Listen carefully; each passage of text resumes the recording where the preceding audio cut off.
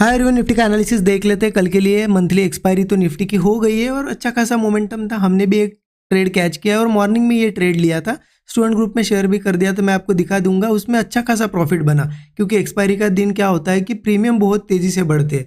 ठीक है, ये जो मोमेंटम था मॉर्निंग का, ये हमने कैच किया।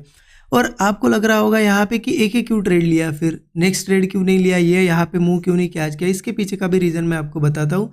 सिंपल सी चीज़ थी, मैं यहाँ पे देख भी रहा था मार्केट में, मेरे सामने ही ब्रेकआउट आया। बट आपने देखा है जब से ये क्लोजिंग ऑक्शन सेशन का सिस्टम इम्प्लीमेंट हुआ है तब से एक्सपायरी में बहुत बड़ी वोलेटिलिटी आ रही है। लास्ट में क्या हो रहा है, लास्ट आधे घंटे में 15 मिनट में यहाँ पे मैनिपुलेशन हो रहा है। जैसे कि आपने देखा अभी सेबी ने कुछ एक दो एंटिटीज़ को यहाँ पे टारगेट भी किया है, उन पे कुछ ना कुछ एक्शंस चल रही है अभी, क्योंकि उन्होंने मैनिपुलेशन किया था।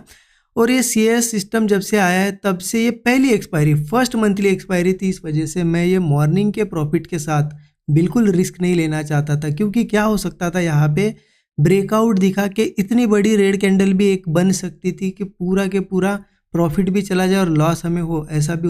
ठीक है, इम्पॉर्टेंट क्या चीज़ है कि अब आगे क्या होगा, क्या ये लास्ट में ये जो मूव आया था, क्या सही में ये मूव कंटिन्यू होगा या फिर मार्केट यहाँ से गिरेगा, वो मैं आपको पहले डेली चार्ट पे ले जाता हूँ।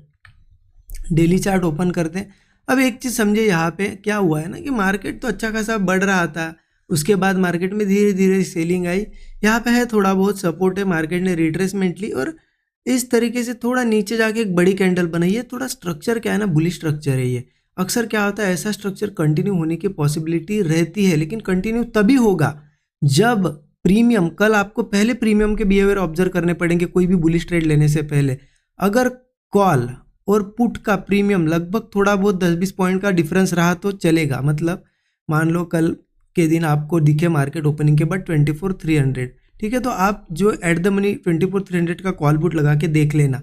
सेम एक्सपायरी का कॉल और पुट में अगर आपको डिफरेंस ज़्यादा नहीं दिखता, ऐसा दिखता है कि चलो ये 100 चल रहा है, ये 90 चल रहा है, ऐसा चलेगा। लेकिन अगर डिफरेंस बहुत बड़ा है कि कॉल है 130 पे और पुट है बिल्कुल 70-80 रुपये पे, ऐसा डबल का डिफरेंस दिखे तो एक चीज़ ध्यान रखना, फिर कॉल के प्रीमियम बढ़ेंगे नहीं, कॉल लेने का ज़्यादा कोई फ़ायदा नहीं रहेगा, चांसेस बहुत रहेंगे कि और नीचे आए मार्केट। ठीक है, मैं समझाता हूँ आपको, ये 15 मिनट चार्ट पे समझाता हूँ ये चीज़। 15 मिनट के चार्ट पे आते, देखिए एग्जैक्टली बताता हूँ हमें करना क्या है।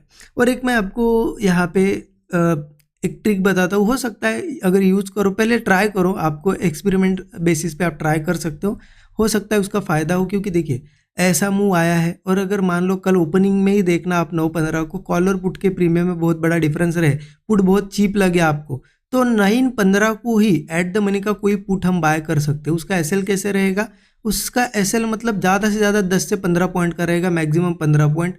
अगर आपको दिखता है कि आपके अगेंस्ट गया है तो एग्जिट कर सकते हो, लेकिन वो आपको क्या होगा, अगर, क्योंकि अभी आपने देखा अभी ये पैटर्न ही चल रहा है, पीछे भी आप देखो, आपने देखा होगा इन दिनों क्या हो रहा है कि देखिए यहाँ पे इस दिन देखिए, इससे पहले के भी दिन देखिए, इस भी दिन देखिए पहली कैंडल कितनी बड़ी थी, इस दिन भी आप ऑब्जर्व करिए पहली कैंडल कितनी बड़ी थी, इस दिन भी आप ऑब्जर्व करो पहली कैंडल बड़ी थी। तो ऐसे में आपने ऑब्जर्व किया होगा हो क्या रहा है ना कि पहली जो कैंडल बन रही है, ऐसे अगर मार्केट ऐसा ऊपर क्लोज दे रहा है, पहली कैंडल बहुत बड़ी रेड बन रही है और मॉर्निंग में 40-50 पॉइंट प्रीमियम निफ्टी का बढ़ रहा है और उसके बाद साइडवेज ही रह रहा है। तो आप ट्राई कर सकते हो, देखिए ट्राई करिए, बहुत कम क्वांटिटी के साथ ट्राई करिए, क्योंकि अचानक से वो बुलिश मूव आ जाए और आपके अगेंस्ट 40-50 पॉइंट चला जाए, ये भी हो सकता है। ये एक टाइप का हीरो जीरो टाइप का ही ट्रेड है, इसलिए एक एक्सपेरिमेंट बता रहा हूँ। कुछ लोगों को अगर ऐसी कुछ नई चीज़ें पसंद है तो करके देख सकते हो। मैंने पिछले ये जो दिन थे उन दिनों यहाँ पे पुट लेके ऐसे बहुत सारे प्रॉफिट्स बनाए मॉर्निंग में। बट मैं सजेस्ट नहीं करता हूँ, क्योंकि क्या होता है नए जो ट्रेडर्स होते हैं ना, वो मैनेज नहीं कर पाते। वो क्या करेंगे, मान लो देखिए यहाँ पे आपने 9:15 को पुट लिया, वो आपके साइड में गया, 2-3 कैंडल में आप बुक कर लेना, क्योंकि वो उतना ही बढ़ेगा फिर रुक जाएगा, तो बुक कर लेना। लेकिन अगेन जाता है तो वो क्या करते हैं, स्टक हो जाते, एग्जिट नहीं करते, उनको लगता है नहीं नहीं अब आएगा अब आएगा। इसमें ऐसा नहीं करना है, अगेन जा रहा है तो निकल जाओ। हमने क्या सोच के लिया है वो ट्रेड कि पहली कैंडल रेड बने और बड़ा प्रॉफिट हो हमें, हमारे अगेंस्ट 10-15 पॉइंट भी प्रीमियम चला गया तो एग्जिट, वो रूल है, रूल फॉलो करने वाले हो आप तो ले लो ट्रेड, ऐसा एक्सपेरिमेंट करो, अदरवाइज रहने दो। अब देखिए नॉर्मल ट्रेड कैसे करेंगे, ये तो चलो हो गई एक एक्सपेरिमेंटल चीज़। नॉर्मल ट्रेड कैसा करना है, नॉर्मल ट्रेड के लिए देखिए एक बेस बन गया है मार्केट में, अभी ये 24,130 के आसपास एक बेस बन गया है।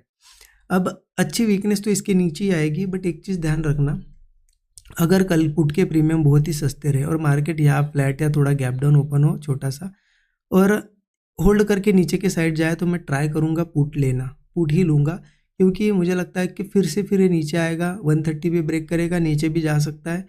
नीचे के सपोर्ट है 24,050, 23,930 के आसपास भी आ सकता है। ऐसा भी हो सकता है कि ये मूव सिर्फ एक्सपायरी के लिए आया हो, मैनिपुलेशन के लिए, मार्केट सीधा कल गैप डाउन ओपन हो, ठीक है, गैप डाउन ओपन होता है और फिर सस्टेन करता है, नीचे के साइड ब्रेक डाउन देता है, पुट ही ज़रूर लेंगे। अब ऐसा सिनेरियो अगर मार्केट में बनता है कि फ्लैट ओपन हो या गैप अप ओपन हो, सस्टेन करे और कोई ब्रेकआउट बने, तो क्या करना है? तो आपको कॉल और पुट के पहले प्रीमियम देखना है, जो भी प्राइस चल रहे उस प्राइस स्ट्राइक प्राइस का।